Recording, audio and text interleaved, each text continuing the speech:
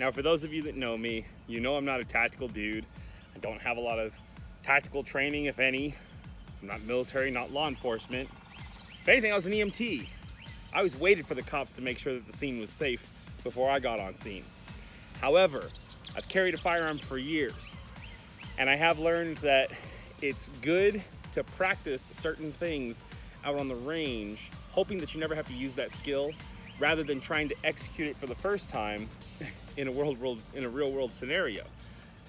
I've never actually tried to draw from concealment or reload from concealment while sitting inside a vehicle. So let's see what that looks like.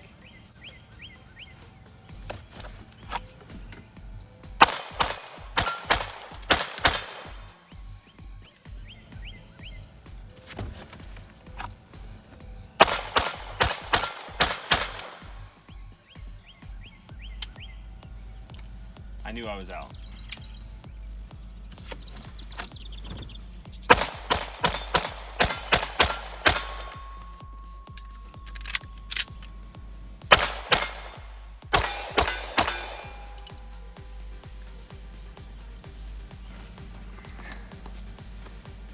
Now, while that definitely probably didn't look the smoothest, it sure as hell didn't feel the smoothest. I can tell you that there are a couple things.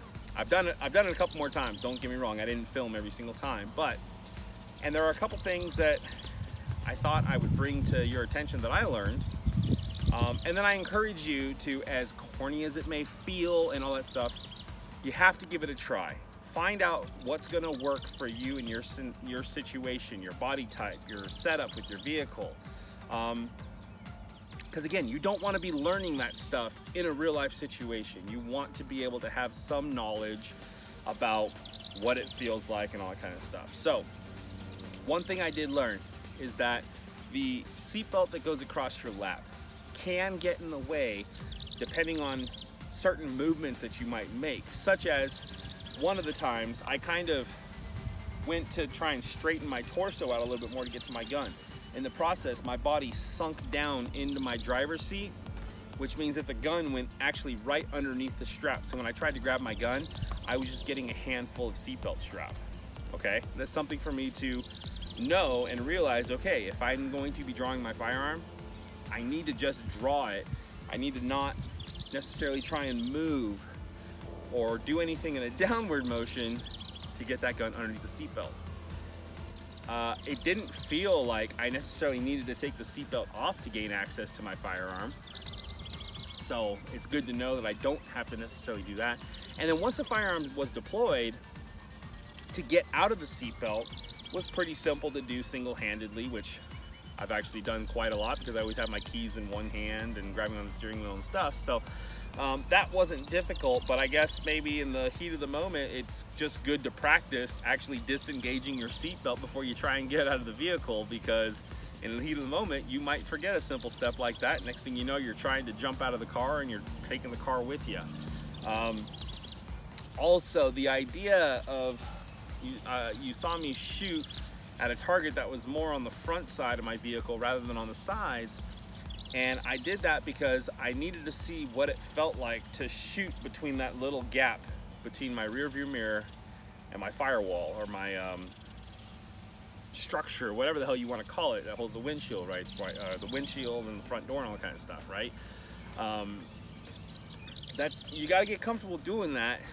And you also need to always remember your firearm safety rules. What if the target is hiding behind your rearview mirror? Granted, you probably just shoot through your rearview mirror because it's a life or death situation, but it's good to always be practicing those, saying, maybe I shouldn't be pulling the trigger right now on the range in practice because I don't feel like replacing my rearview mirror. So again, that's stuff that's gonna put you in a situation that you're a little uncomfortable with, you're not familiar with, and it's gonna get you to think on the clock, okay? Just to add that kind of stress. So, I hope you found that somewhat useful, enjoyable to watch. I don't know, maybe you're just making fun of me, and that's fine. I'm not doing this necessarily for you guys, I'm doing this for me, but I figured I'd bring you along with the journey. I would highly suggest that, actually. Get some reps in your vehicle, see what it feels like to draw from concealment, to reload from concealment, engage targets from within your vehicle, how to exit your vehicle. It's probably not bad things to practice, because there is a possibility, however unlikely, that it could happen. All right, so thanks for watching. Make sure you like, subscribe, hit that notification bell, all that kind of fun stuff, and I'll catch you on the next episode of whatever the hell this thing was called. I'll think of a name later.